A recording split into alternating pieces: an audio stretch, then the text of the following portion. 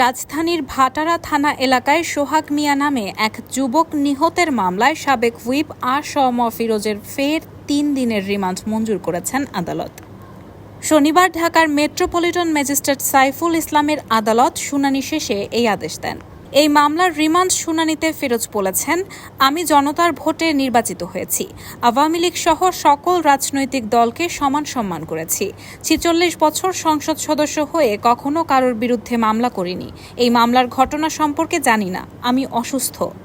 এদিন রিমান্ড শেষে তাকে আদালতে হাজির করা হয়। এরপর মামলার রহস্য উদ্ঘাটনে তার ফের ১০ দিনের রিমান্ডে নিতে আবেদন করেন মামলার তদন্তকারী কর্মকর্তা উপপরিদর্শক মাসুদুর রহমান।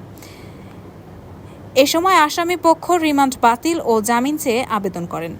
অন্যদিকে রাষ্ট্রপক্ষ জামিনের বিরোধিতা করেন। উভয় পক্ষের শুনানি শেষে আদালত তার ফের ৩ দিনের রিমান্ড মঞ্জুর করেন।